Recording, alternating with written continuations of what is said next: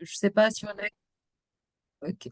Donc, si on a quelqu'un qui ne comprend pas l'arabe, sinon je vais switcher en arabe. Si quelqu'un n'arrive pas à comprendre l'arabe, il pourra lever la main et je vais terminer en français. Sinon, je vais switcher en arabe. Un, deux, trois.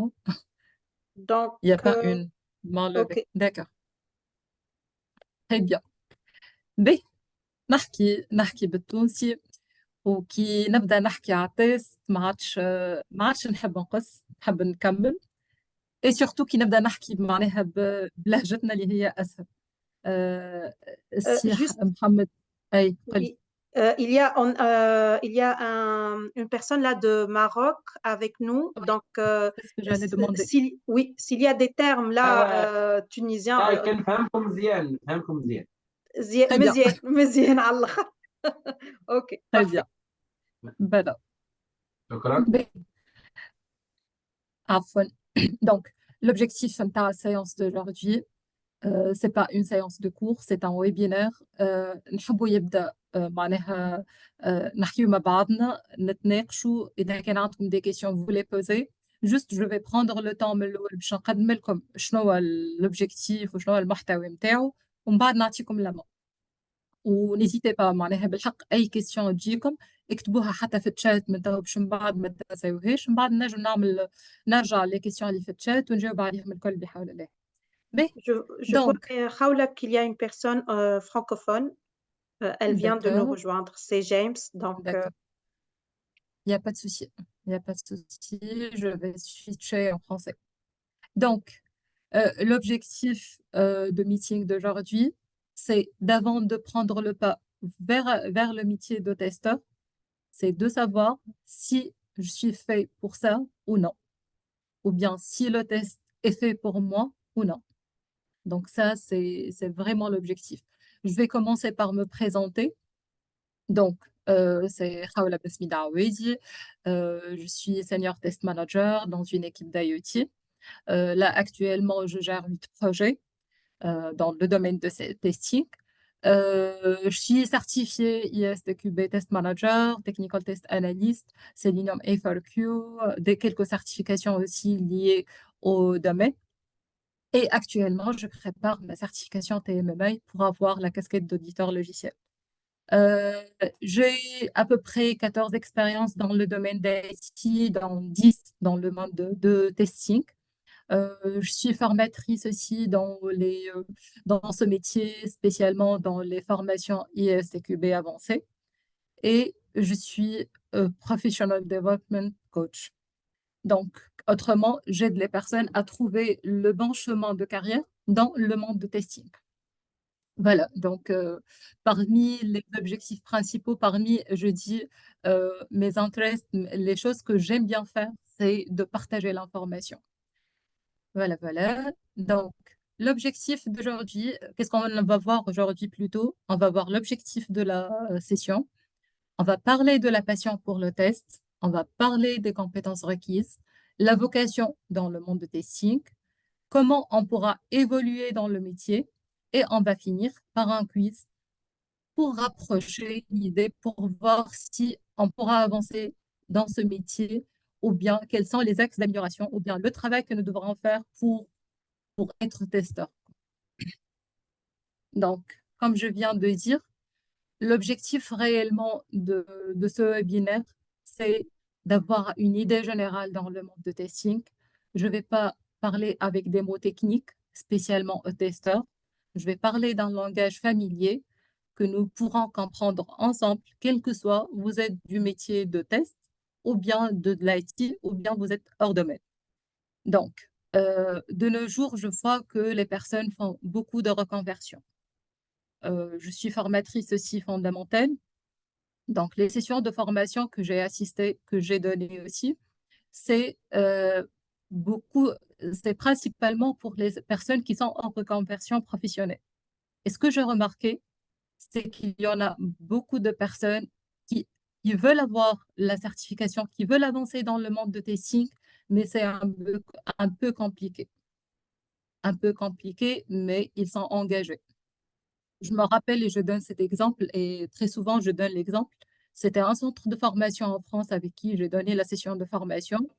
De, euh, En fait, ils font la formation sur 3 mois. Il y en a la partie agilité, il y en a la partie développement, il y en a la partie... Il y en a pas mal d'un cursus développé pour devenir un testeur logiciel. Et il y en a la certification ISTQB. Donc, pour des raisons de cohérence de planning, ils ont commencé par la certification ISTQB. Et là, vraiment, j'ai trouvé des personnes qui ne sont pas du tout de domaine, qui n'ont pas les prérequis nécessaires, mais qui sont engagés. Donc, dès le début, ils ont eu un frein, parce qu'il y en a des bases qui n'ont pas. Donc, vraiment, c'était une expérience très marquante. Et depuis cette expérience-là, j'exige les prérequis avant de commencer la formation. J'exige quand je vais donner et comment dirais-je, et je conseille les autres de faire ça avant de commencer. Et suite à une discussion très longue avec Olfa dans cette partie-là, euh, on a choisi que ça sera le thème d'aujourd'hui et c'est avec quoi qu'on va commencer. En arrivant jusqu'à le dit de test. Mais aujourd'hui, on va commencer de zéro. On va commencer plutôt de -1 avant de passer au cursus plutôt de l'ISTQB ou bien du test ou bien de l'automatisation et tout le chemin. On va avoir une idée générale sur ça, mais l'objectif du webinaire d'aujourd'hui, c'est avant de prendre avant de faire l'engagement, et je dis prendre le choix, je ne voulais pas dire le risque, parce que réellement, ça doit être bien étudié. Et si on va avancer, donc, nous devrons avoir les prérequis nécessaires et on pourra y arriver. Donc, là, il y en a des personnes à chaque fois qui me contactent, quel que soit sur LinkedIn ou sur les réseaux sociaux. On me dit, est-ce que réellement je pourrais faire le test ou non? Est-ce que vous me conseillez de faire le test ou non? Donc, la question basique que je pose la première fois, si c'était un garçon, la première question que je pose, est-ce que ça te dérange de voir une voiture mal garée ou ça ne te dérange pas? Donc, les garçons, vite fait, est-ce que ça vous dérange de voir une voiture mal garée ou non? Dans la partie de chat. Voilà. Donc, si ça vous dérange ou non. L'objectif de la question, c'est pas réellement de voir si la personne s'est garée ou bien ça lui dérange ou non, mais d'avoir si la personne a ce sens de perfection, ce sens d'organisation ou non. Si c'était une fille, la fameuse question, et certainement il y en a pas mal de vous qui m'ont posé la question et que j'ai répondu, est-ce que ça te dérange réellement de faire, par exemple, un eyeliner qui n'est pas bien dessiné ou bien c'est pas aussi important.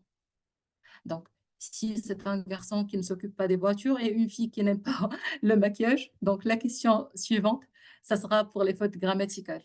Est-ce que réellement ça te dérange de voir un texte mal écrit ou bien on a un S qui saute? Si vous le remarquez, même sur Messenger ou bien sur les autres, dans tous les réseaux sociaux, il y en a toujours une personne qui dit, c'est pas la bonne manière, hein, mais juste pour dire, essaye d'écrire l'orthographe correctement, puis tu pourras parler, ou bien il y en a un S qui manque, ou bien c'est à la fin E. Donc, il y en a des personnes qui ont ce sens de criticité. Je veux bien dire que c'est pas la bonne manière de le faire, et surtout si la personne elle est en train de faire un exposé, de lever la main, monsieur, il y en a une faute. Non, c'est pas ça l'objectif, mais c'est de voir si la personne a vraiment le sens de perfection ou non. Donc, ça, c'est côté profil. Donc là, vous allez demander, c'est quoi le rapport entre le test et le profil? Moi, je dis, on a des personnes, dès qu'on les voit dans la rue, on pourra deviner leur métier. Ça donne l'air à ça. Le testeur, c'est quelqu'un qui donne l'air à quelqu'un qui est très perfectionniste, très carré, qui fait attention aux détails et beaucoup d'autres caractères qu'on les verra après. Donc, là, je vais commencer par les prérequis techniques.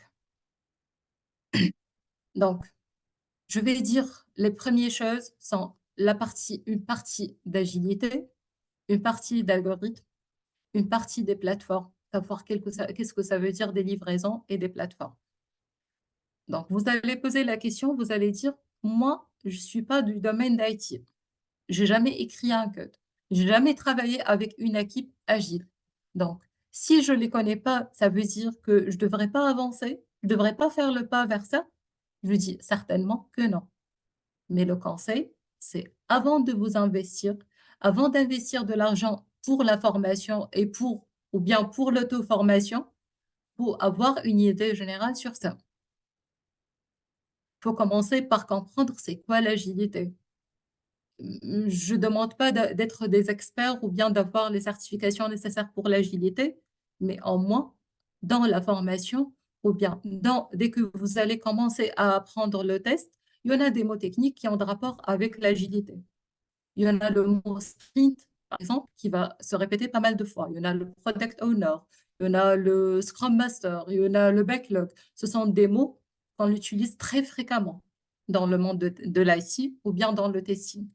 Donc, il faut savoir ça. Je passe à l'étape suivante. Comment écrire un code? Je ne demande pas d'écrire un code parfait, mais au moins faire le minimum pour comprendre après qu'est-ce que vous allez tester. Donc, il faut savoir qu'est-ce que ça veut dire code, qu'est-ce que ça veut dire code source, qu'est-ce que ça veut dire un programme, qu'est-ce que ça veut dire un algorithme. Donc, tout ça, nous devrons les savoir. Après, il y en a la partie des plateformes des livraisons. Le mot plateforme, qu'est-ce que ça veut dire? Quand on va dire plateforme de développement, plateforme de qualification, plateforme de prod, donc ce sont des environnements spécifiques. Il faut avoir une idée générale sur ça.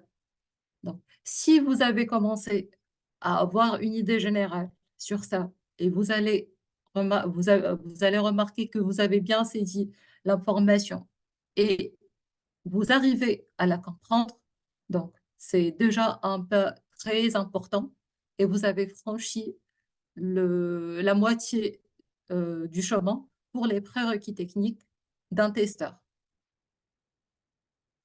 Si vous avez senti, surtout pour les personnes littéraires ou bien qui n'ont pas travaillé beaucoup sur les technologies et tout. Donc, si vous avez senti que ça passe pas, je n'arrive pas à comprendre c'est quoi l'agilité, par exemple, j'arrive pas à comprendre c'est quoi une plateforme, c'est quoi un environnement de prod, c'est quoi un environnement de qualification, ça veut dire qu'il faut faire, je dis pas impossible, mais ça veut dire qu'il faut faire un effort énorme avant de passer. D'accord?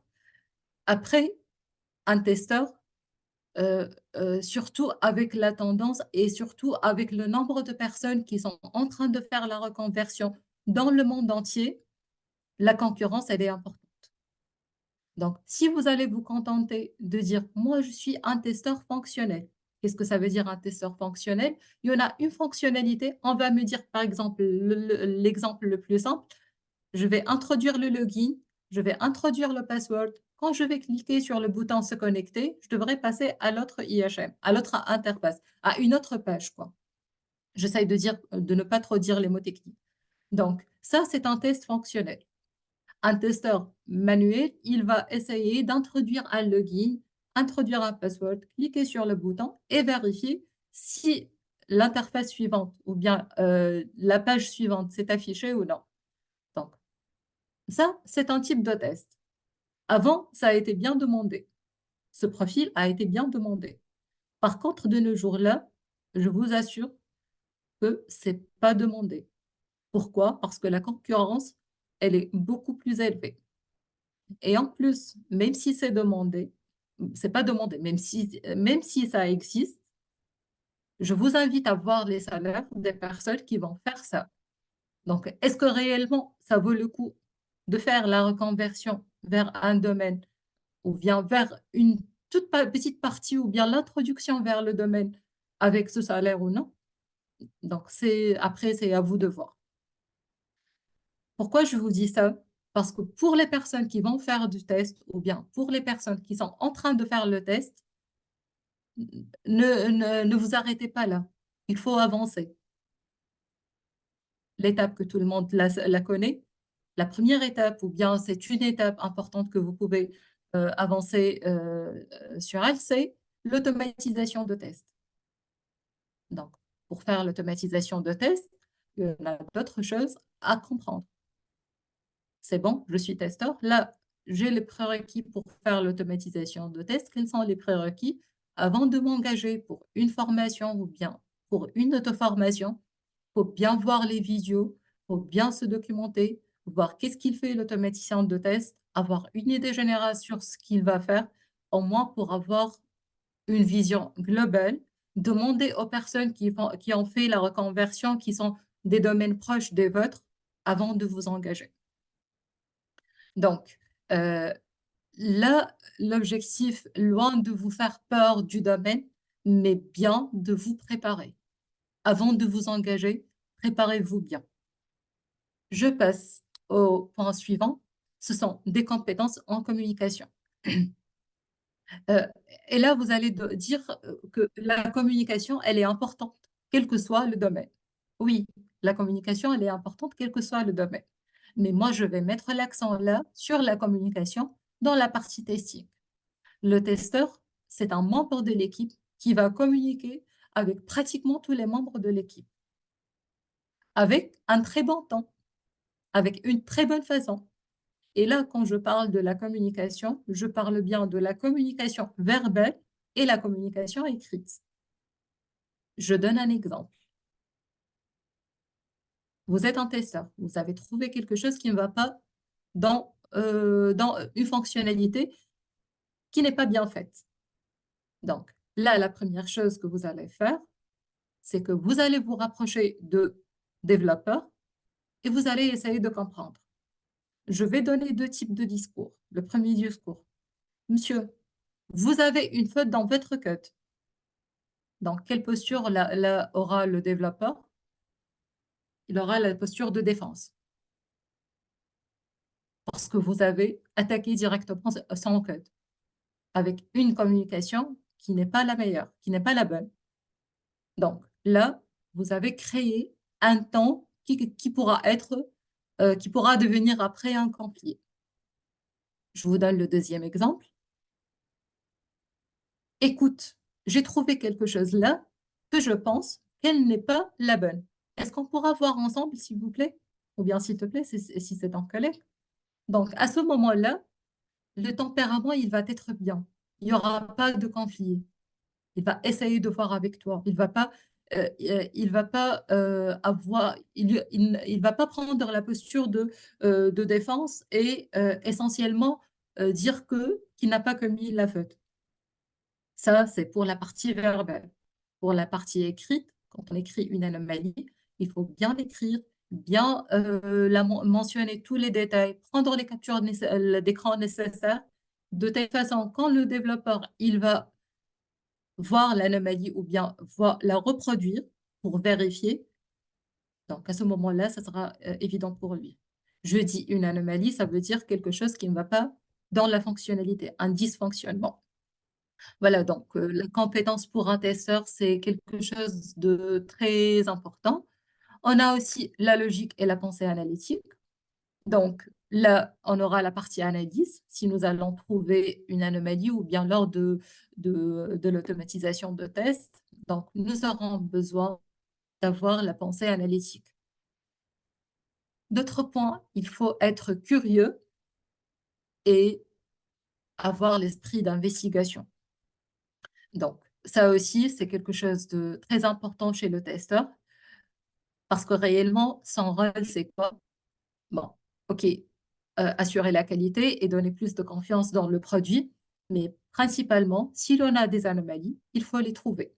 S'il y en a des dysfonctionnements, il faut les trouver. Donc, pour les trouver, il faut être curieux, il faut bien investiguer, il faut bien imaginer qu'il y aura une faute, essayer de voir si l'on a cette anomalie ou non, plutôt essayer de voir s'il y en a une anomalie ou non, parce qu'on ne sait pas cette anomalie, et après l'écrire ou bien parler avec le développeur, ainsi de suite. Donc, tout un processus après. Donc, juste pour vous dire que la curiosité, ça fait partie des prérequis de testeurs. Bien sûr, l'esprit d'équipe, c'est quelque chose qui est très important pour n'importe quel métier et principalement pour le testeur. Parce que réellement, il y en a une idée générale qui dit que le développeur, c'est l'élément constructeur, il va construire un produit. Par contre, le testeur, c'est un membre destructeur. Pourquoi? Parce qu'il trouve toujours les dysfonctionnements et donc il va autrement ralentir l'évolution du produit parce à chaque fois, il va remonter une anomalie. À chaque fois qu'on voulait passer à l'étape suivante, il va arrêter la démarche et il va demander de faire des reviews, ainsi de suite. Donc, il y en a l'impression que le testeur, c'est quelqu'un qui ralentit le travail. Si un testeur, par exemple, trouve un dysfonctionnement dans le code, au fond de lui, il va être content parce que pour lui, il a trouvé quelque chose qui, si elle va passer à la production au client final, ça pourra engendrer des problèmes. Donc, au fond de lui, il est content parce qu'il a sauvé autrement le produit avant de passer à la production. Mais en contrepartie, on a des personnes qui attendent que cette fonctionnalité ces fonctionnalités vont passer à la production. Du coup, même le temps de dire qu'il y en a une anomalie, c'est très important. Il faut que les autres personnes de l'équipe, tous les membres de l'équipe, sentent que ce testeur, il fait partie d'eux et il est là pour aider en cas de souci. Par exemple, il pourra avancer sur l'analyse, il pourra le faire. Après, si il y aura un retard, tout le monde va assumer. Donc, il faut sentir cette cohésion dans les membres de l'équipe. En fait, je vous montre ça en tant que prérequis. Mais en même temps, pour les personnes qui sont en train de passer des entretiens pour le poste de testeur, si un test manager vous passe un entretien, c'est qu'on attend de voir ses qualités chez un testeur. Donc, si on va vous dire quels sont vos points forts et tout, si vous avez des points forts en ces points-là, n'hésitez pas de les mettre en avant. Ça pourra être très bénéfique pour vous dans vos prochains entretiens. Voilà, donc ça, c'est par rapport aux prérequis. Je vais passer à la vocation. Donc, le mot vocation, qu'est-ce que ça veut dire? Ça veut dire, est-ce que vous êtes là pour ce métier ou non? En général, il y en a des personnes, dès qu'ils sont petits, on leur demande quel est le métier que tu vas faire quand tu vas grandir. Il a un métier spécifique et il va le dire jusqu'il la voit. Donc, la vocation, c'est quelque chose qui est fait pour toi, qui est quelque chose que tu voulais faire et tu feras tout pour la faire. Donc, là, il faut bien réfléchir. Est-ce que je suis sur la bonne voie ou non? Alors, supposons que je voulais faire l'aviation. Je voulais être pilote. Non, je l'ai voulu quand j'étais petite, mais après, j'ai su que c'est pas le bon itinéraire. Supposons là que je voulais faire une reconversion professionnelle. Donc, est-ce que je vais le faire ou non? Il y en a toute une démarche, toute une étude que je devrais faire. Et d'ailleurs, dès le début, je sais que je pourrais pas avancer sur ça parce que je sais pas, côté santé, il faut pas avoir une myopie et moi j'ai la myopie. Donc, même si je veux faire ça, je sais que je suis pas faite pour ça. Par contre, pour le testing, j'ai commencé mon carrière en tant que je suis consultante ERP et le sens de détail m'a poussée vers le testing directement. Normalement, je fais le paramétrage, mais entre-temps, je trouve des anomalies dans les logiciels sur lesquels je suis en train de paramétrer. Donc, mon souci, là, au bout d'un moment, je me suis trouvée en train d'envoyer des tickets à ce moment-là. Je ne sais pas que ça s'appelle des anomalies au support pour dire qu'il y en a des choses qui ne vont pas dans les outils. Donc, pour vous dire que la vocation, c'est quelque chose qui est inné, mais on travaille sur ça au fil du temps. Donc, là, il faut réfléchir aux raisons qui vous ont poussé à choisir cette orientation. Pourquoi je voulais faire ce métier-là? C'est quoi les causes? C'est quoi les raisons qui m'ont poussé pour ça? Donc, là, il y en a une réponse en général que j'entends. pour les personnes qui sont honnêtes, par exemple. Euh, pas, pas que les autres sont pas honnêtes, mais ils sont francs. C'est pour l'argent. C'est pour gagner ma vie. Donc, OK, c'est tout à fait légitime. Mais il faut voir le marché avant de vous lancer. Il faut voir vos compétences avant de vous lancer. Il faut voir le travail que vous devriez faire avant de vous commencer, avant de vous lancer dans le métier. Donc, il faut avoir la passion pour la qualité logicielle. Donc, ça, c'est une autre vocation dans le test. Il faut bien sûr bien choisir la démarche pour atteindre vos objectifs. Faut pas se lancer directement, il faut bien faire une stratégie qui est bien claire et bien réelle et abordable pour pouvoir avancer dans ce domaine. Donc, nous allons parler dans l'évolution de test. Je vais essayer d'avancer un peu vite pour vous donner la main sur les questions. Donc, qu'est-ce que nous pouvons faire si nous allons faire testing et l'étape suivante? On pourra faire l'automatisation. Même l'automatisation, il y en a plusieurs types d'automatisation. Nous avons les automatisations des API. Nous avons l'automatisation des applications web, l'automatisation des applications mobiles, l'automatisation de la partie embarquée, l'automatisation de l'IoT. Donc, tout ça, ce sont des filiales de l'automatisation.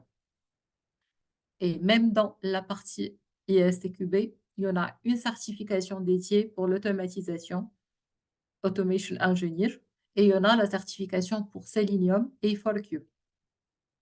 Donc, ce sont des formations certifiantes. La tendance actuellement, c'est vers l'industrialisation de tests. Ça veut dire qu'ils poussent beaucoup vers l'automatisation. Donc, il y en a une partie très grande des développeurs qui sont en train de faire l'automatisation après la partie développement. Donc là, pour bien exprimer la partie concurrence dont j'ai parlé au début, c'est pour cela qu'il faut faire l'effort, il faut avancer et ne pas se contenter de niveau initial. Nous avons le testing dans le cloud, nous avons les tests de sécurité. Donc, il y en a des profils qui ont le background réseau et sécurité informatique et ils veulent faire la reconversion professionnelle. Donc, là, la partie de test de sécurité qui est une certification très demandée, une compétence très demandée. Donc, vous pouvez faire ça. Il y en a les tests de performance. Donc, là, c'est un autre type de test spécifiques pour la performance, les tests de charge, les tests de stress. Juste pour donner un exemple, qu'est-ce que ça veut dire test performance?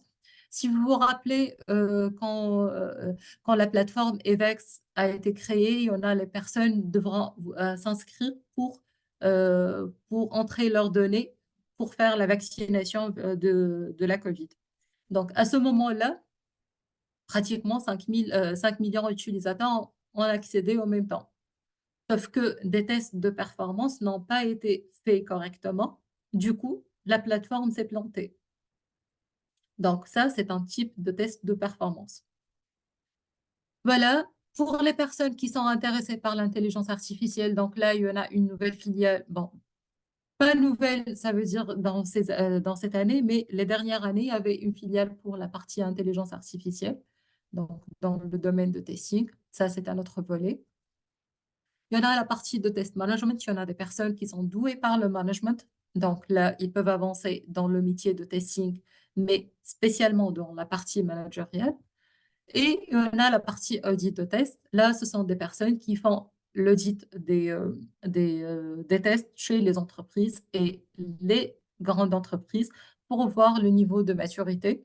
Donc, il y en a des niveaux de maturité de test chez ces entreprises-là en arrivant jusqu'au niveau 5. Donc, il y en a un auditeur qui pourra spécifier le niveau et donner des propositions pour pouvoir avancer dans les domaines, dans les niveaux.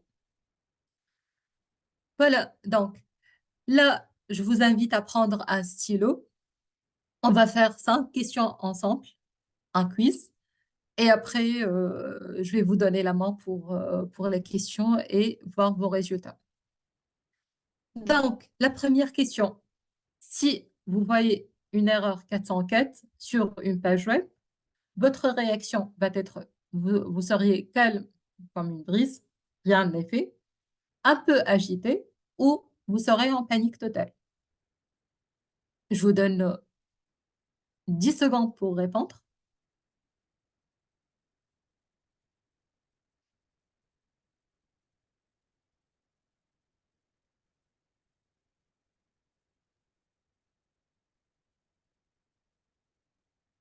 D'accord. On passe à la question suivante. Donc, si vous étiez un type de bug, donc, quel bug seriez-vous? Un bug papillon, délicat et difficile à attraper. Un bug ninja, donc, on ne pourrait pas le trouver. Un bug éléphant, qui est très clair et on pourra le détecter directement.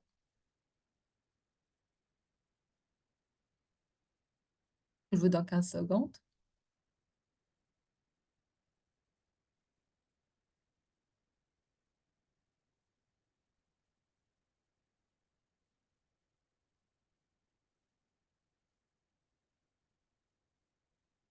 On passe à la question suivante.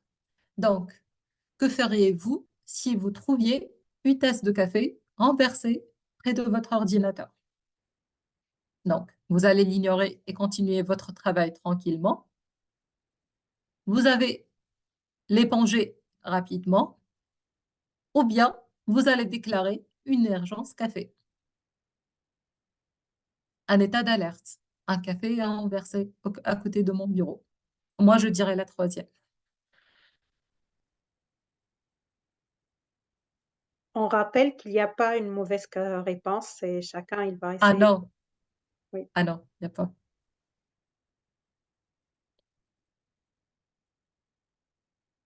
Je passe à la question suivante. Donc, il y en a à chaque fois que nous allons passer d'une interface vers une autre, il y en a la pop-up qui va s'afficher, accepter les conditions. Il faut aller vers une autre interface pour l'accepter.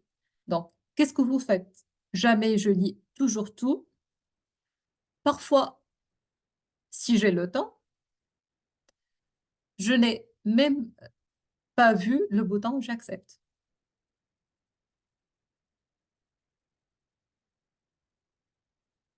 15 secondes.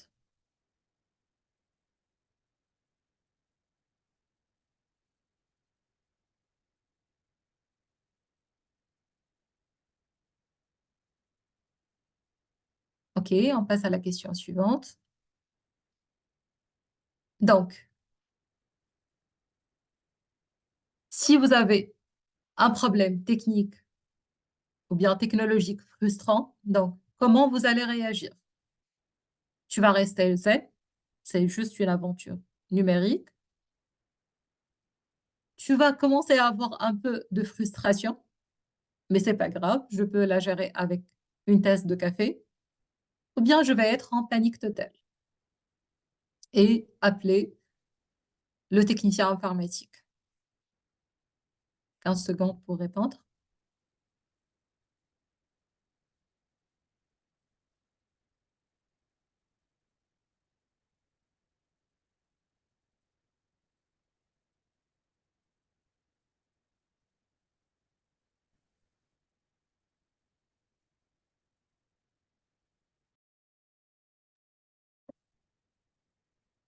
Alors,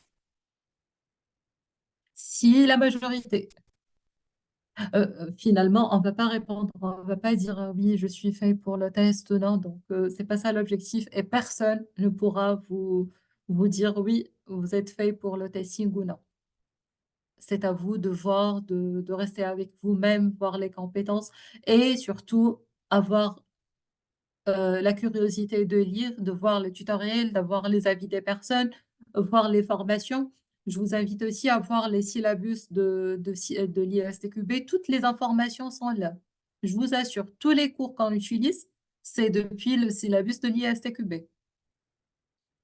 on fait l'organisation, on fait peut-être le choix, quel chapitre avant quoi, mais finalement, toutes les informations nécessaires que tous les formateurs pourront vous donner existent dans les syllabus. Les syllabus, ce sont des documents fournis par l'ISTQB pour toutes les filiales, depuis la fondamentale jusqu'à les certifications spécifiques, jusqu'aux les certifications avancées, l'agilité et tout. Donc, tout ça existe pour dire que l'information, elle est là. Et c'est pour cela, aujourd'hui, j'ai essayé de ne pas donner beaucoup d'informations, mais plutôt j'ai pensé à la qualité. J'ai pensé à vous donner des informations qui pourront vous aider, de poser beaucoup de questions, avec quoi vous pouvez commencer à vous dire, quelles sont les étapes pour pouvoir commencer le test? C'est ça l'objectif. C'est pas de dire non, je pourrais pas avancer sur ça. Non, loin de l'être. Mais au moins avoir une analyse, avoir un temps de réflexion avant de vous engager. Donc, juste pour conclure le quiz, donc si la majorité de vos réponses sont A, votre attitude, elle est calme, résolue, peut être un atout pour résoudre les problèmes complexes dans un test logiciel. Donc, si les réponses sont B, donc vous avez la juste dose de persévérance nécessaire pour affronter les défis du test logiciel. Si la majorité de réponses sont C, donc votre inclinaison à demander de l'aide peut être bénéfique dans un environnement collaboratif de test logiciel. Donc, quand vous l'avez remarqué, il n'y a pas une réponse oui ou non. Il y en a juste un coup de pouce pour avancer sur une partie ou bien pour mettre en valeur ce que vous avez. Donc, la présentation d'aujourd'hui que j'ai préparée est finie. Je vais voir les questions. Donc, là, ce sont vos Merci réponses. Raoula pour c'est très pertinent, Avec c'est très plaisir. intéressant. N'hésitez pas soit d'activer vos caméras et micros si vous voulez poser des questions, ou à la limite écrire vos questions sur le chat. Moi, j'ai noté 2 questions. Bon, c'est à l'ordre, un pour la formation et Sonia te pose la question: «Est-ce que ça suffit 2 mois pour se former en qualité logicielle?» Bien sûr, je ne sais pas, est-ce que c'est à c'est une question de bien pratiquer ou c'est juste pour une certification? Alors, je dis oui et non. Pour un profil de développement, un développeur qui voulait faire la reconversion vers le testing, 2 mois, c'est suffisant pour préparer la certification ISTQB, la passer et être plus ou moins prêt dans le marché pour pouvoir commencer.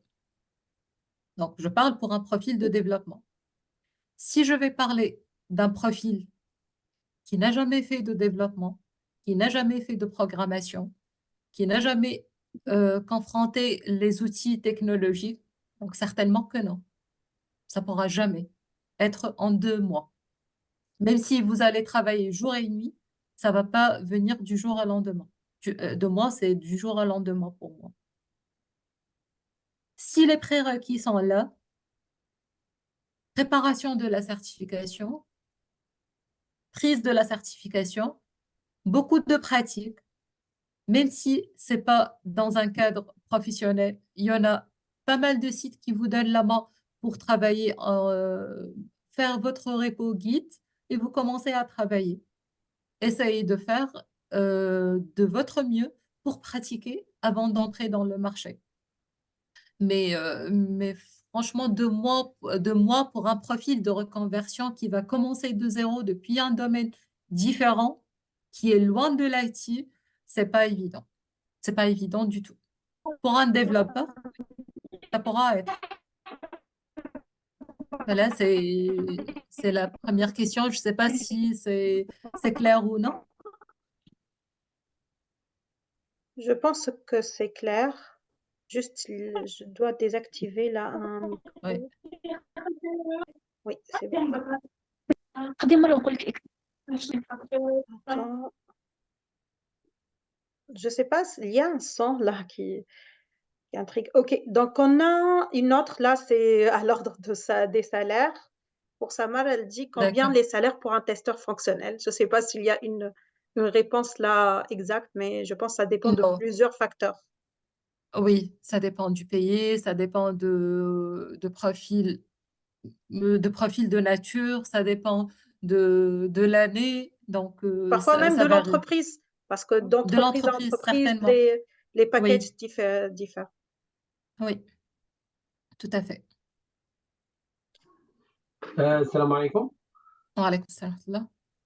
Euh, bonsoir à toutes et à tous. C'est Saki Mohamed, marocain. Soit un ingénieur en automobile, spécialement dans la partie des systèmes embarqués. Bien. Et comme vous savez, je travaille actuellement chez Capgemini Engineering dans le domaine de consulting. Et j'ai déjà eu la certification STQB Foundation Level. Mhm. Et je compte faire la reconversion professionnelle vers le domaine du testing parce que je compte immigrer au Canada et je voulais, ou bien, bien plutôt, je voudrais me reconvertir ailleurs. Euh, S'il te plaît, je voulais savoir c'est quoi l'étape suivante à faire juste après la certification.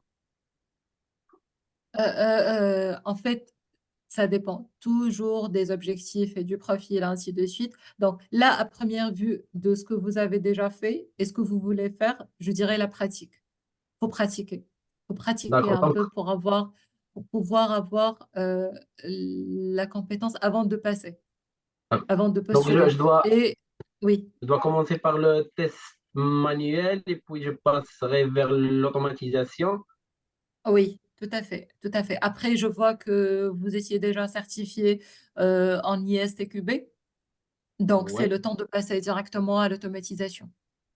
Parce que d'accord. réellement, certainement, il y aura quelques pratiques lors de la préparation de la Oui. certification ISTQB. Donc, Ouais, les prérequis, je suppose qu'ils sont là.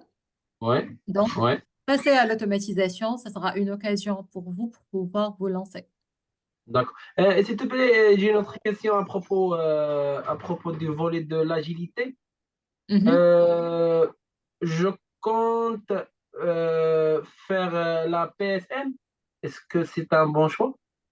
Je laisse Alpha te répondre là. Elle est experte en ce domaine. Ok, c'est hors la session, mais je prendrai le point avec toi, Mohamed, surtout pour le Canada. Je vais être brève juste pour les personnes qui peut-être s'intéressent à la réponse. C'est un bon Ouais, choix. Ça dépend de tes objectifs. C'est un Professional Scrum Master. Donc, ça ne veut pas dire que tu vas devenir un Scrum Master, mais durant la formation ou le process que tu vas suivre pour l'obtention de la certification, tu vas à la limite comprendre toute la méthodologie, la framework, la mise en place Ouais. de l'agilité. Et ça peut être aussi intéressant dans ton process là de reconversion vers le test logiciel parce que certainement tu vas être emmené à travailler dans des équipes agiles. Je prendrai le point donc de creuser plus en ouais, différé parce que ça va peut-être impacter un peu. Ça demande beaucoup de temps pour répondre. Mais ça j'espère marche. que brièvement, ça peut répondre rapidement à ta question. Ouais. Euh, S'il te plaît, j'ai une dernière question, Oui. si vous me permettez. En se basant sur le nouveau syllabus de l'ISTQB V4, version 4.0, est-ce que c'est nécessaire d'avoir une certification dans le cloud, autrement dit le domaine qui est en relation avec le DevOps, par exemple AWS ou bien l'Azure? Mhm. Est-ce que Là, ça... je verrai, oui, pour cette question, je ne vais pas te donner une réponse claire. Pourquoi? Parce que ça sera l'objectif de notre prochain webinaire. Là, on va parler des certifications. Donc là, Ah, vraiment, aujourd'hui, le niveau initial. Donc, d'accord. voilà, c'est un peu de Donc, quoi? donc, merci Suspense, beaucoup. voilà. Je cherchais le جزاكم mot. عنا خيرا. Je m'arrête. Merci, Mohamed. Tu peux me contacter sur LinkedIn pour les autres questions. Sinon, il y a une question qui se répète pour le coût de la formation. Je ne sais pas laquelle, mais je te laisse répondre pour entamer les autres questions. Euh, En fait, l'objectif de la session d'aujourd'hui, c'est pas vraiment de faire la commercialisation des formations. Donc, les coûts de la formation, ça dépendra du pays, ça dépendra des centres de formation, ça dépendra des formateurs, ça dépendra de la région, ça dépendra du package, donc ça dépendra de beaucoup de choses. Donc voilà, l'objectif pour moi aujourd'hui, c'est avant d'entamer la formation, c'est de vous préparer, de préparer les prérequis. Après, les formations, ça existe partout, partout, vraiment partout, qu'elles que soient payantes ou bien gratuites. Voilà, Samar, elle lève voilà. la main pour poser peut-être directement sa question. Oui, bonsoir tout le monde. Merci déjà pour cette présentation qui était assez claire. Moi, Avec je me plaisir. présente. Je ne sais pas si vous m'entendez ou pas. Oui. Je suis graphiste et depuis un moment, donc, je pense à une reconversion professionnelle dans le Mhm. domaine du développement. Après, j'ai entendu parler aussi du testeur, mais je n'ai aucune idée. C'est pour ça que là, c'était l'occasion pour moi de poser cette question-là, de savoir, Oui. déjà, vous avez commencé à répondre. Donc, le métier de testeur, il est un peu complètement différent du développeur ou il se complète ou bien c'est plus facile d'être développeur pour passer à testeur et l'inverse. Donc, je ne sais pas si un Oui. testeur, à un moment, il peut devenir développeur ou pas. Donc ça, c'était ma Mhm. première question. Est-ce que vous me conseillez de faire une formation en développement pour après faciliter la reconversion au métier de testeur ou vaut mieux passer directement à testeur sans perdre du temps? Je sais que sans perdre Alors, du temps, dans le sens où, oui, c'est pas une voilà, parce perte. que, Oui. voilà, Après, oui, faire la formation de développeur n'est pas une perte du temps. Moi, je dirais que ce sont deux profils différents. d'accord. Complémentaires, oui, mais ce sont deux profils différents. Dans l'équipe, même pour les personnes qui font l'ISTQB et qui l'ont fait ou bien qui vont le faire, il y en Oui, a dans une partie dans le syllabus, on dit le profil de testeur, il a ces caractères-là, le profil de développeur, il a ces caractères-là. Le développeur, il est en général très actif. Il voulait avancer, il voulait donner un produit, même si la qualité n'est pas très importante. Par contre, le profil de testeur, c'est un profil très minutieux. Côté plus facile ou bien plus compliqué, non, il n'y a rien plus facile, il n'y a rien plus compliqué. Par exemple, si vous allez faire le développement d'une interface qui va afficher le bouton se connecter, donc tu vas introduire le login password et cliquer sur le bouton se connecter pour aller vers une autre IHM, ça va être très facile. mhm, Si vous allez développer une application, par exemple, dans le domaine médical, ça va être beaucoup plus compliqué. Donc, même le développement, il y en a des degrés. On ne pourra d'accord. pas dire le développement, c'est plus facile que le test, ou bien le test, c'est moins difficile. Non, non, Si, oui, oui. si tu vas Donc, dire, par exemple, un testeur manuel, je vais vérifier cette fonctionnalité. Donc, ça, c'est facile. Si tu vas faire l'automatisation des systèmes embarqués qui sont un peu compliqués, donc là, c'est beaucoup plus difficile. oui, mais Donc, dans le voilà. sens où, parce que, et voilà, ma deuxième question, donc là c'est Mhm. assez clair, c'est par rapport à la formation, la durée. Là, vous parlez de 2 mois pour une personne qui a déjà une bonne base, disons, de connaissances technologiques. Mais comme moi, je Oui, suis graphiste, je viens du domaine vraiment, oui. voilà, tout ce qui est art et tout, mais Mhm. je suis vraiment plus intéressée. Et malheureusement, le graphique, c'est un domaine saturé. Ça recrute pas assez.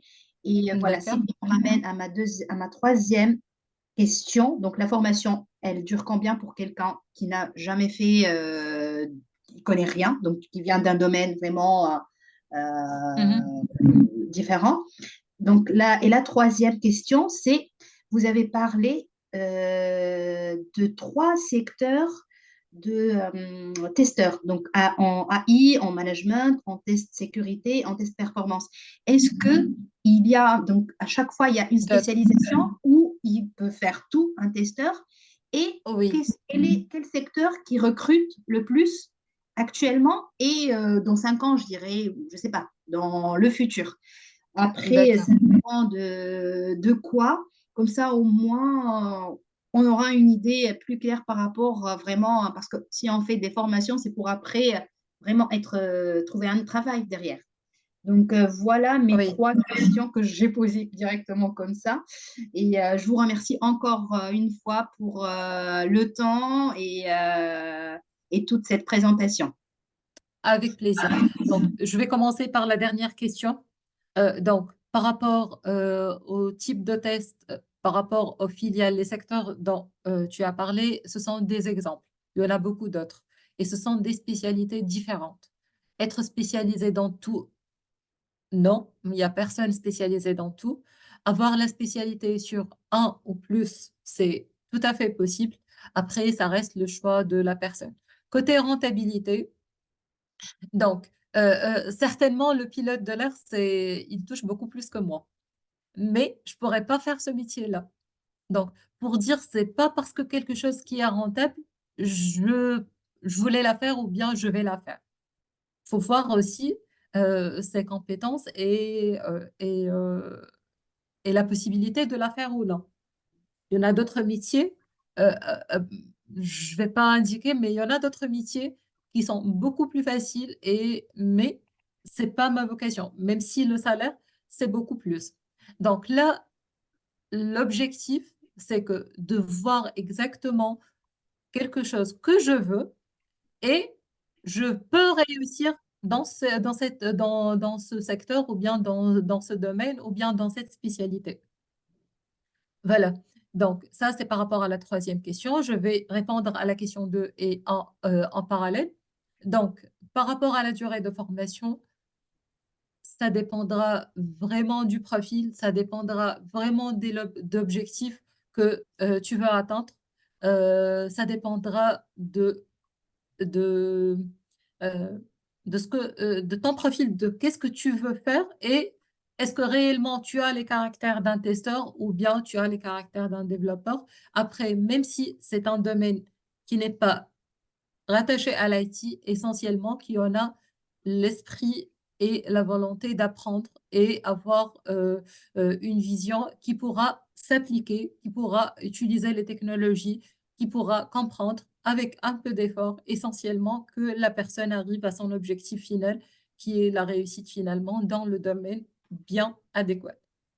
Voilà, j'espère que j'ai répondu à tes questions. Je Donc, vais donner la main à oui, Taha. Taha, puis Zina et Nesri. d'accord. Bonsoir. Bonsoir. De toute façon, moi, j'ai voulu faire un remerciement à Khawla. C'est parce que moi, je suis dans le domaine, d'ailleurs, donc, ouais, Oui. dans le domaine depuis quelques années, mais en voyant ce parcours inspirant, en disant, il y a aussi une sorte de motivation, à un moment où vous essayez de simplifier les choses et de les rendre vraiment intuitives vis-à-vis une bonne partie qui veut faire la reconversion. Et juste pour donner un peu plus d'informations à la question il y a une petite problématique visant à des gens qui ont la certification ISTQB aujourd'hui. J'en ai l'intention que en obtenant cette certification, il y a même il y a même comment dirais des petits manipulations simples qu'ils ne maîtrisent pas parce que derrière, ils n'ont pas pratiqué des outils simples, voir testing, squash, machin. Donc, ils n'arrivent pas à concevoir des cas de test. Et au bout d'un certain moment, en se lançant dans le monde pratique, ben, je me suis rendu compte avec des gens qui ont travaillé avec moi à Tunis et même en France que au moment où ils obtiennent cette certification, il y a même des notions de base qu'ils ne maîtrisent pas. Donc, je vous recommande, et je vous conseille énormément d'essayer de pratiquer même la conception la conception des cas de test, le fait de diviser des cas de test en des steps, en des pas de Oui, test. Après, oui, je dirais aussi pour l'automatisation, parce que j'en ai aussi une casquette plus ou moins technique de l'automatisation, et une donc, partie très importante mais aussi comprendre le fonctionnel, c'est très important, comme vous l'avez dit Oui. tout à l'heure, Paul. Voilà. Tout à fait. Avec plaisir, Taha, c'est notre devoir tous.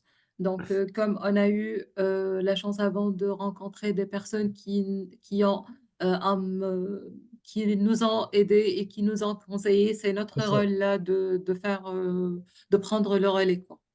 Ouais, c'est bien Avec d'avoir cet plaisir. état d'esprit d'échange et c'est pas donné, vous voyez, c'est pas donné. Donc, moi, j'apprécie cet état d'esprit. D'ailleurs, je te l'ai dit autant de fois, mais oui, continuer à Avec faire plaisir, ça, Taha. ça nous inspire hein, avec toute cette expérience-là. Les testeurs qui ont moins d'expérience que toi et même les testeurs qui te voient, ça sera un exemplaire à suivre, quoi.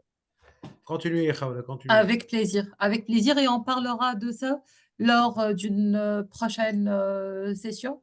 On pourra planifier une session. C'est quoi les... Mais pour les personnes qui n'ont pas encore commencé le test, mais on va entrer en détail sur les secteurs dont j'ai parlé et comment on pourra avancer dans chaque secteur. Je vais parler un peu plus sur les secteurs que je maîtrise et on va chercher d'autres professionnels qui pourront vous aider sur, par exemple, les tests de sécurité, Ouais, les tests de charge, les tests cloud. Donc, ce sont vraiment des métiers qui ne sont pas toujours évidents à trouver, même des profils ne sont pas toujours évidents à recruter. Donc, ça sera une occasion pour tout le monde d'avoir une idée générale sur ça, même pour les testeurs qui ont une seniorité ou bien qui commencent juste le testing pour au moins dessiner leur chemin et avoir une idée claire sur le futur d'un testeur et qu'est-ce qu'il pourra avoir pour le futur. tout Voilà. à fait. Merci, Ok, Taha. merci. Merci, Merci. Tara, pour ton intervention. Je passe la main à Zina. Je pense qu'elle a une question là. Il y a aussi d'autres questions qui étaient écrites, mais je laisse quand même la main pour les personnes qui vont intervenir. Merci vraiment pour cette séance. Avec Je plaisir. vais vraiment vous remercier. Avec plaisir. J'ai besoin d'un conseil, là, Khawla. Oui. Je voudrais vous demander un petit conseil. Actuellement, j'ai fait une expérience d'un an en support. J'ai fait Mhm. par la suite une reconversion professionnelle. J'ai obtenu la certification ISQB Foundation Level. Très bien.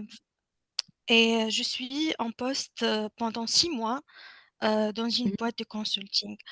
En fait, D'accord. j'ai remarqué que pendant 6 mois, c'est pas vraiment du test. Ce que je Mhm. faisais, c'est juste du consulting. Et je pense D'accord. que j'irai me démissionner vu que je fais pas de test.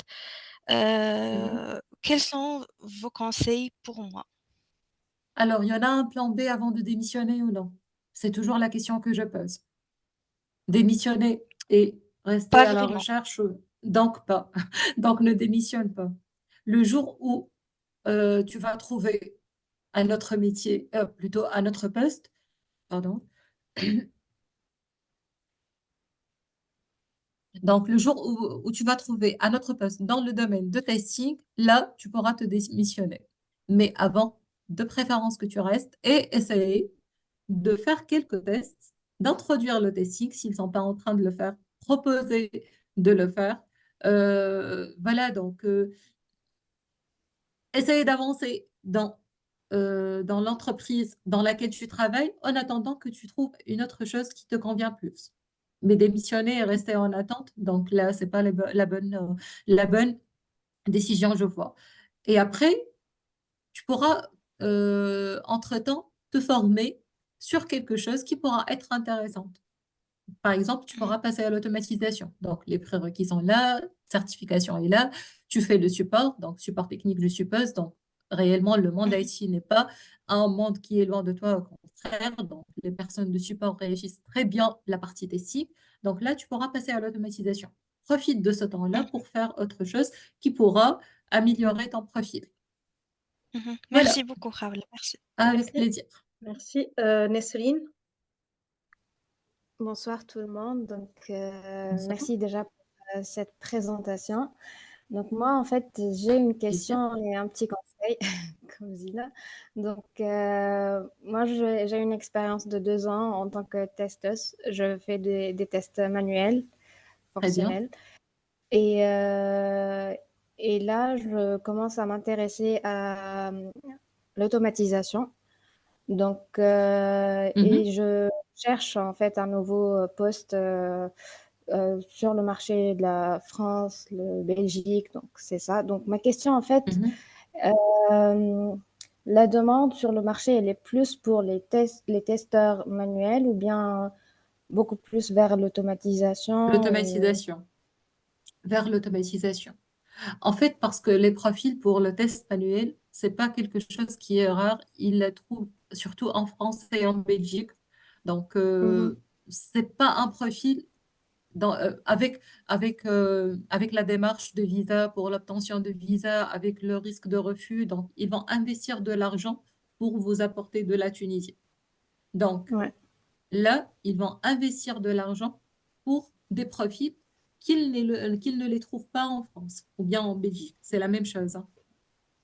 ouais. Du coup, en général, les testeurs fonctionnels ou bien les testeurs manuels, ce sont des profils qui existent beaucoup là. Donc, ce qu'ils cherchent, c'est les Mhm, automaticiens de test. Donc, là, mon conseil, c'est d'avancer sur l'automatisation, mhm, montrer les compétences nécessaires dans l'automatisation, quelles que soient les certifications ou bien le repo Git sur lequel tu pourras travailler et faire des projets d'automatisation de test et les mettre dans ton CV. Et après, mhm. commencer la recherche. Bon, la recherche, tu pourras la commencer dès maintenant. Après tout, s'il y aura la possibilité de passer des entretiens, ça, c'est un bon exercice. Donc, le jour où tu auras l'automatisation de test, tu as déjà passé pas mal d'entretiens, ça sera une occasion d'avoir plus de chances pour réussir ton entretien. Mhm. Alors, Merci. Et donc, mhm, en fait, tout à l'heure, tu as parlé des différents types de tests auto, genre API testing et le oui. test des applications web, mobiles, etc. Donc, est-ce que c'est important de se spécialiser dans l'un de ces domaines, si je peux dire, Oh oui, ou c'est... Mhm. il faut commencer par un domaine, avoir la maîtrise, se spécialiser. Après, avoir une idée sur les autres. Donc, D'accord. la maîtrise ou bien la spécialisation, c'est quelque chose de très important. On ne cherche pas des personnes qui connaissent, qui ont une idée sur ça, une idée sur ça, une idée sur ça. Je donne un exemple. Dans une équipe, il y en a une personne qui va faire l'automatisation des tests API, une personne qui va faire l'automatisation des tests mobiles, une personne qui va faire l'automatisation des applications web, par exemple. Donc, ça, c'est un cas concret, hein. Donc, là, Mhm. si la personne qu'on va recruter ne maîtrise pas parfaitement ou bien ne maîtrise pas bien un domaine, donc là, on ne pourra pas la mettre sur ce poste-là. Mais par contre, imagine que c'est la personne qui connaît les tests API très bien et a une idée sur, par exemple, les tests mobiles ou bien les tests web. Donc là, ça sera un plus. On pourra dire que cette personne, elle va se spécialiser dans les tests API, elle va être responsable sur ça, et en cas de besoin, elle pourra basculer vers l'autre pour l'aide ou bien pour en cas que l'autre personne n'est pas disponible, ainsi de suite. Donc la spécialisation et après avoir une idée sur les domaines qui se chevauchent avec ça. Voilà, D'accord. Merci. Merci beaucoup. avec plaisir. Je vais enchaîner, Raoula, par quelques questions sur le chat qu'on a zappé un peu. D'accord? Alors, est-ce qu'on est censé de maîtriser les langages de programmation en tant que Non, testeur? Je pense que tu as non. déjà répondu à ça. Non, maîtriser, non, mais avoir une idée générale, oui. Comprendre comment principal, la logique de travail de développeur, oui. Avoir une maîtrise sur les outils de développement, non. Sauf si tu vas faire l'automatisation de tests, par exemple, Selenium avec Python ou bien Selenium avec Java. Donc, à ce moment-là, tu devras maîtriser le langage de programmation avec lequel tu vas faire l'automatisation. sachant que l'automatisation, il y en a des outils d'automatisation qui exigent d'être compétent ou bien d'avoir les compétences sur le coding. Il y en a d'autres outils qui sont low-code ou bien d'autres même no-code, donc c'est du paramétrage. Oui. Donc voilà. J'allais ajouter Moi, ça. voilà. Donc, moi, juste un conseil que je donne pour les personnes qui ne pensent pas faire l'automatisation de tests, il y en a des personnes qui disent, moi, je voulais faire juste le test fonctionnel. C'est un peu compliqué pour moi de faire l'automatisation de tests. Là, je les invite à avoir au moins un outil d'automatisation de tests qui ne nécessite pas des compétences dans le développement. Donc, ce sont des types qu'on aura besoin juste de faire le paramétrage, au moins de comprendre le principe de l'automatisation. Je dis pourquoi. Parce que si tu ne vas pas faire l'automatisation de test, il y en a une autre personne de l'équipe qui va le faire. Donc, cette personne qui va le faire, elle a des prérequis avant de faire l'automatisation de test. Donc, pour moi, il faut avoir le même esprit. Il faut au moins savoir comment l'automaticien va faire, qu'est-ce qu'il attend de moi quand je vais écrire mon cas de test et quand je vais choisir les cas de test qui vont être automatisés. Donc, pour avoir l'esprit d'automatisation, choisir même un outil qui ne nous demande pas des compétences spécifiques dans le codage, c'est largement suffisant. Voilà. D'ailleurs, juste pour rebondir sur ça, parmi les choses Oui, que tu as dit au début, c'était l'analyse, le sens d'analyse et l'algorithmique. tout à C'est fait. plus Tout à important fait. que les langages de programmation. Actuellement, il y a des outils qui aident. Je vous donne un exemple, là, le robot framework.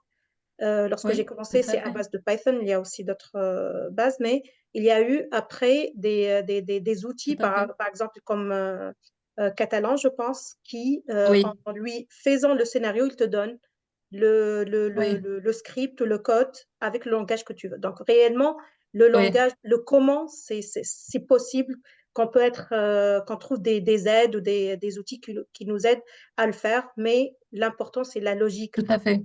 La Tout logique. à fait, tout à fait. Surtout, oui, je vais profiter par la même occasion suite à ce que tu as dit, Olfa. Là, coding, c'est pas quelque chose qui est abstrait. Pourquoi? Il y en a des personnes qui ont honte de dire que j'ai travaillé avec ChatGPT. Non, là, on a les outils. Si tu as le principe, tu pourras demander à ChatGPT de t'écrire un petit code. Il va le faire. Donc, avec l'esprit critique et avec la logique. C'est pour cela on dit toujours qu'il faut avoir la logique, il faut avoir la base, il faut savoir la partie algorithmique. Donc, tu pourras prendre ce que tu vas prendre et modifier ce que tu vas modifier. Donc, il y en a des outils qui existent dans le marché, il faut les utiliser. Voilà, c'est ce que je vais dire. La prochaine question, c'est dans le même sens, mais c'est juste pour Zuha, quels sont les langages à maîtriser pour l'automatisation des tests? Je pense qu'elle parle de outils peut-être plutôt que langage. Oui, oui. Après, les outils, ça dépendra des régions aussi. Je donne un exemple. Là où j'habite, pratiquement toutes les entreprises travaillent avec Cerberus. Donc, par contre, à Paris, très rarement il y en a une entreprise qui travaille avec Cerberus. Donc, je parle Lille et Paris, donc avec, je ne sais pas, 200 kilomètres ou bien 100 kilomètres, je sais pas la distance, c'est combien, mais c'est pas grand-chose. Et ce qui est demandé à Lille n'est pas le même demandé à Paris, ne sera pas le même demandé à Tunis. Donc, je sais, par exemple, à Tunis, là où j'ai travaillé, ils travaillent beaucoup avec Robot Framework. Là, depuis mon arrivée, très peu d'entreprises qui demandent Robot Framework. Donc, c'est pour cela, je dis, il faut définir le chemin, c'est quoi les objectifs et pouvoir faire une étude de marché. Voilà. Il y avait une personne à testing qui voulait poser une question depuis tout à l'heure. Est-ce qu'il est encore là?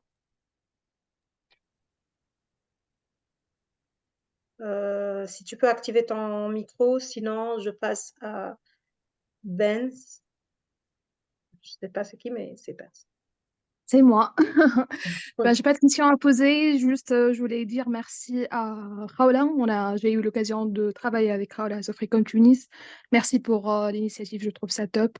Et bon courage pour la suite. Merci, Emen. J'ai bien capté le son. Avec plaisir. Avec Merci, plaisir merci. à tout moment. Merci. Il y a une question pour quelle est la spécialité la plus demandée dans Auto? Pas bien saisi, mais spécialité, je ne sais pas, est-ce qu'il part des niveaux là ou des tests? Est-ce qu'il part de spécialisation en termes de, par exemple, des tests de sécurité, de performance? Je ne sais pas, la personne, Omar, si tu peux intervenir et clarifier ta Oui. question. Alors, sinon, je passe à une autre question. Je viens d'un domaine, est-ce que je peux faire cette formation? Il y a une personne qui dit, je viens d'un domaine totalement différent, est-ce que je peux faire cette formation? C'est depuis tout à l'heure, je pense qu'on a répondu à ça, donc ça dépend, je te laisse répondre. Oh oui, si la personne a besoin d'une réponse oui ou non, oui. Short answer. Après, faut voir euh, les prérequis, il faut voir les formations nécessaires, il faut voir le travail dans lequel tu vises, il faut voir le chemin que tu vas suivre, la stratégie que tu vas mettre en place. Donc, ça dépendra de tout ce qu'on vient de dire lors du webinaire. Merci. Nesrine, je te passe la parole.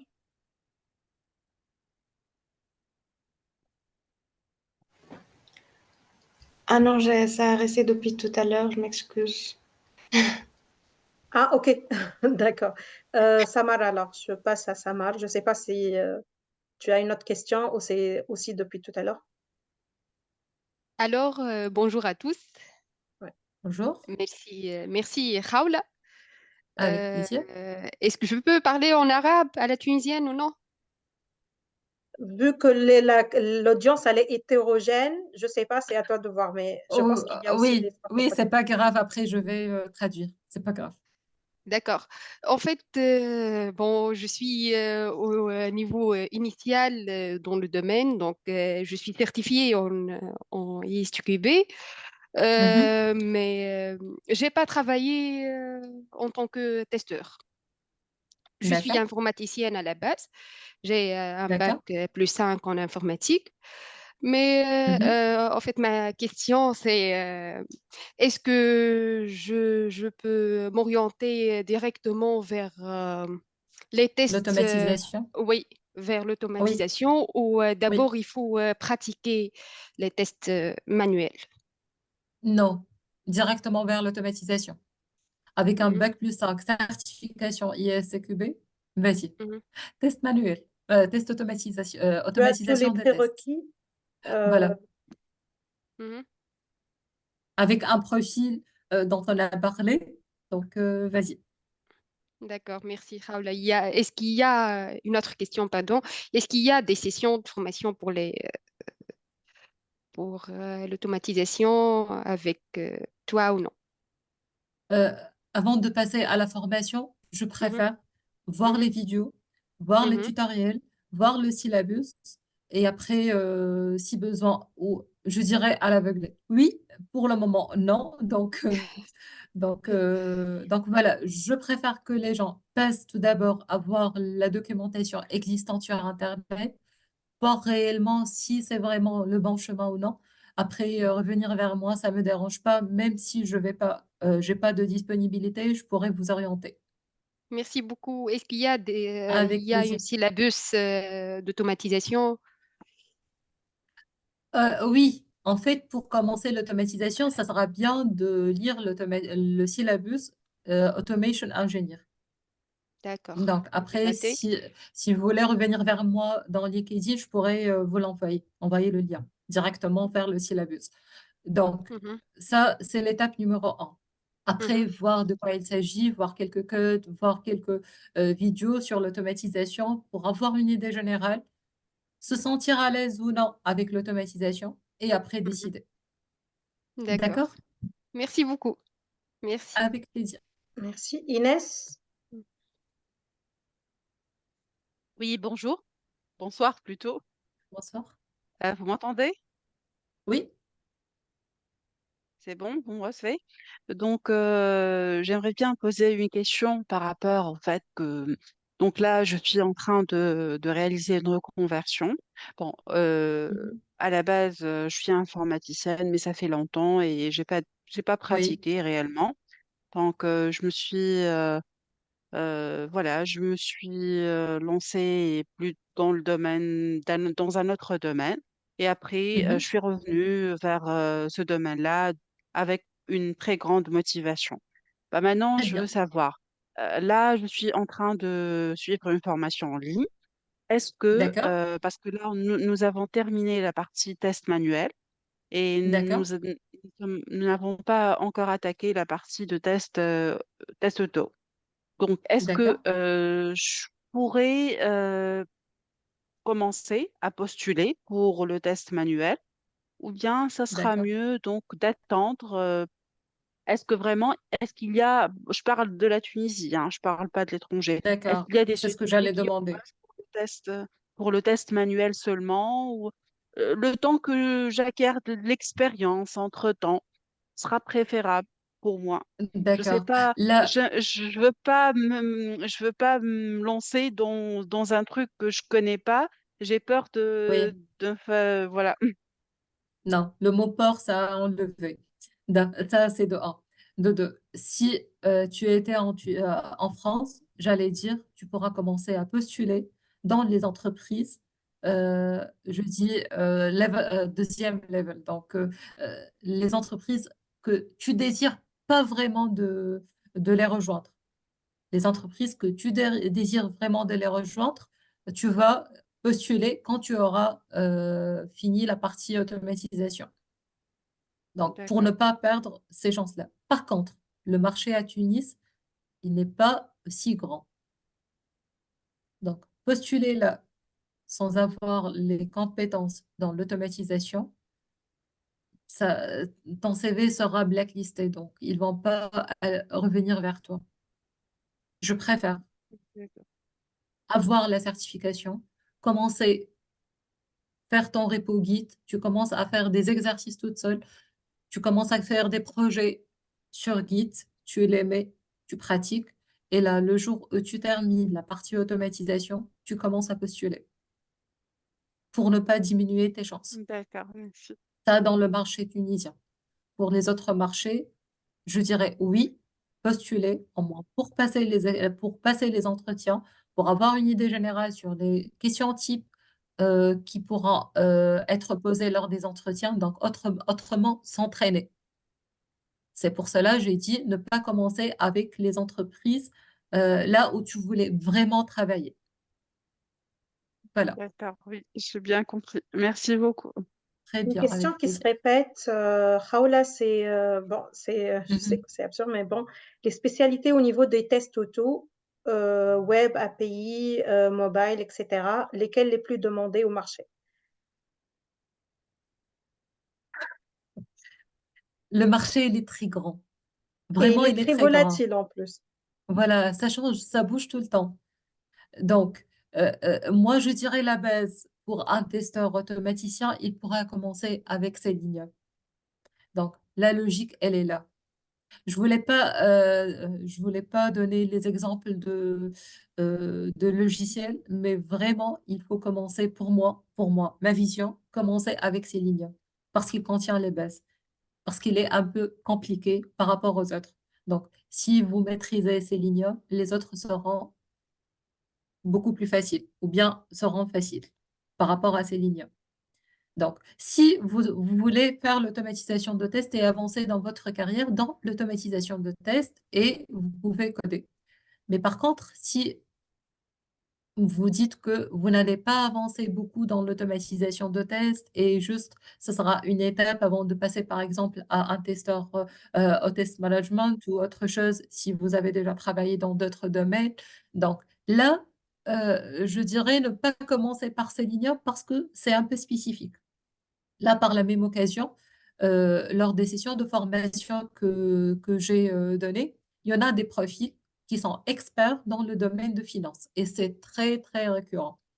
Donc là, ces personnes-là, par exemple, une personne qui a 20 ans d'expérience ou bien 25 ans d'expérience, c'est pas là où je vais parler de l'automatisation et et elle veut faire la reconversion vers le testing et la personne, elle est engagée. Donc, pour moi, c'est pas le bon moment de l'orienter vers l'automatisation. Mais par contre, si le poste, par exemple, il a été chef service ou bien un poste plus ou moins à la casquette managériale, donc il pourra avancer dans le test management. Donc, à ce moment-là, c'est juste avoir idée sur l'automatisation et après passer à ce volet-là. Si la personne, elle est très fonctionnelle, par exemple, il y en a une personne qui voulait passer à la faire la reconversion vers le testing. Elle a 10 ans de travail dans son entreprise, elle maîtrise parfaitement la partie fonctionnelle. Donc, mais le profil n'est pas orienté vers l'automatisation. Donc là, c'est un profil que j'ai orienté vers analyste de test. Pas la technical test analyst, parce qu'il y en a une certification technique, il y en a pour l'analyste de test, il y en a une autre certification, analyste de test. Donc ça, c'est un autre profil à orienter vers analyste de test. C'est quelqu'un qui va faire l'analyse des besoins, qui va beaucoup travailler avec le product owner. Donc, c'est une personne qui maîtrise le fonctionnel et qui pourra mettre en place toute une architecture dédiée pour la partie conceptuelle et fonctionnelle. Donc là, ça, c'est un autre volet. Donc voilà, j'espère que j'étais claire. Je pense qu'on a fait le tour. Il reste Samar. Je ne sais pas si elle a une question ou c'est encore la Samar de tout à l'heure. Ah oui, pardon, j'ai oublié de baisser la main. OK. Donc, il y a une autre là, si pour clôturer. Est-ce qu'il est possible d'automatiser les tests qu'on fait sur les bases de données pour visualiser, par exemple, des colonnes et leurs valeurs? C'est un sujet un peu compliqué. En fait, parmi les sujets les plus sensibles, c'est l'automatisation des bases de données. Je dirais, c'est possible, oui, après beaucoup de vigilance. Après, c'est un peu avancé. Je pense que la personne, elle pourra revenir vers moi sur LinkedIn. Je pourrais lui donner une astuce que j'ai fait lors de tests pour la partie BI. Donc, il y en a beaucoup de manipulation de données et on a réussi à automatiser cette partie-là. Je ne sais pas si vous avez d'autres questions. Il nous reste encore 2 minutes. Je pense qu'on a débordé 30 minutes, mais bon. Il n'y a pas de souci. Il y a une question, mais je n'ai pas bien compris. Avez-vous une idée sur les organismes de formation qui acceptent sans prérequis? J'ai eu pas mal de refus car je viens de domaines totalement différents. Je ne sais pas, est-ce qu'elle parle pour se De former? France, oui. Est-ce Oui. que même pour se former, il y a des rejets pour se Oui, former? oui, oui, oui. Oui, en fait, parce que en France, il y en a des prérequis à avoir avant de passer à la formation. Tu es mutée, Khawla.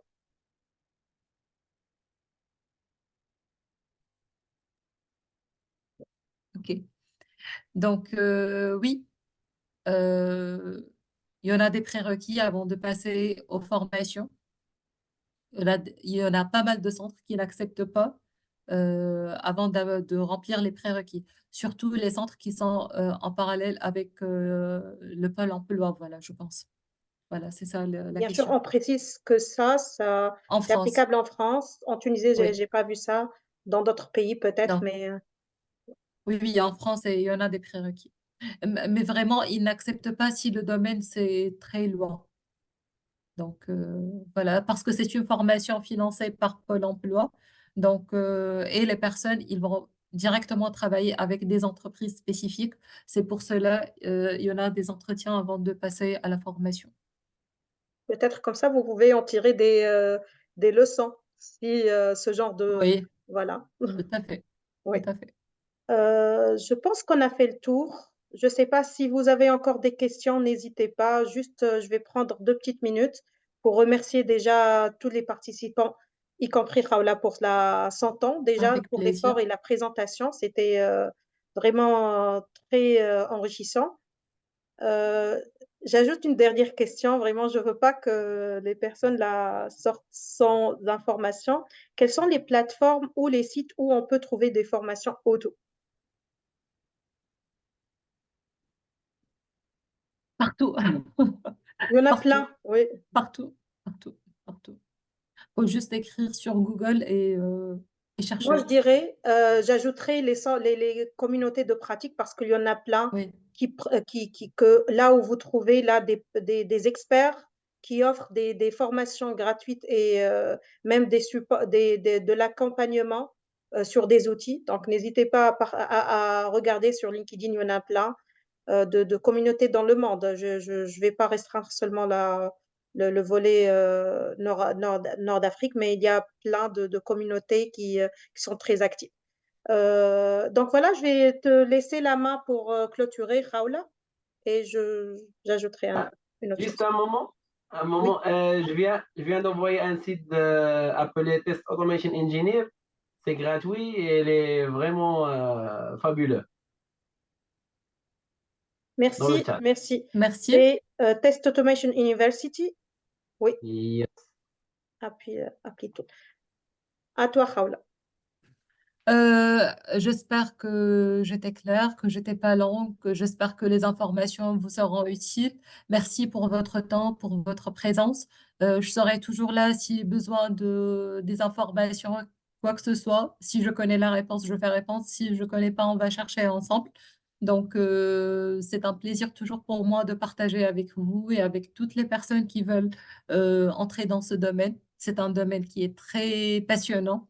Et je vous assure, si vous allez travailler, quel que soit dans le test ou bien dans d'autres domaines, quelque chose qui vous passionne, quelque chose que vous aimez, vous n'allez pas calculer les heures, vous n'allez pas vous ennuyer. Là, même si on me dit qu'on pourra rester une heure de plus, j'allais rester. Bon, c'est pas le cas pour aujourd'hui, mais, mais vraiment, je pourrais passer du temps à parler du testing et partager mon expérience professionnelle et vous aider pour s'améliorer et pour avancer ensemble, quoi. Et sachez que c'est toujours bénéfique pour vous, OK, mais aussi pour moi. Donc, je m'inspire de vous. Les questions que vous posez sont très importantes pour moi, mais pour mon carrière. Donc, merci à vous d'être là. Vous êtes toujours ma source d'inspiration et j'espère qu'on se verra très bientôt pour un autre sujet et que vous seriez présents. Certainement, Voilà. parce qu'on aura des suites, des séries là avec Raoula. Comme j'ai dit, pour notre communauté QA Evolution, ça va être des suites. Raoula, elle va proposer des sujets on va aller step by step jusqu'à l'audit même. Donc, ça va Oui, être très impressionnant et surtout très enrichissant pour vous. Donc, ne ratez pas cette occasion-là. Je vais ajouter un autre bonus là pour les restants parce que là, Raoula, pour être honnête, on a un taux d'engagement et les personnes c'est 40 jusqu'à maintenant et je sais que en France et en Tunisie maintenant c'est tard, mais on a quand oui, même des gens qui ont resté jusqu'au dernier souffle, donc ça prouve que c'est oui. très intéressant ce que tu proposes là. Et du coup, pour notre Merci. communauté, on va proposer un programme de mentorat. On va l'annoncer prochainement. Donc, restez connectés sur notre page LinkedIn et on va essayer de contacter là des professionnels dans le domaine de la qualité comme Raoula, Taha. Voilà, je t'ai Oui, noté ici, noté ton nom parce que je pense qu'il y a beaucoup oui, de personnes qui aimeraient partager leurs connaissances et ça va être au profit quelles que soient des personnes qui s'initient sur le domaine ou encore des experts qui veulent aussi apprendre par exemple, moi, j'aimerais bien apprendre de Raoul sur le thème MMI. Donc, ça, c'est oui. sur l'audit logiciel et ça va être bénéfique pour tout le monde. Donc, voilà. Merci pour votre présence. Merci tout le monde et à la prochaine rencontre. Et vous trouvez l'enregistrement sur la page de notre communauté, sur le YouTube de la communauté aussi. Donc, même pour les personnes qui n'ont pas pu nous rejoindre dès le début. Ils vont trouver tout sur le YouTube. Merci. Merci tout le monde. Merci. Allez, bonne Bonne soirée. soirée. Au revoir. Au revoir.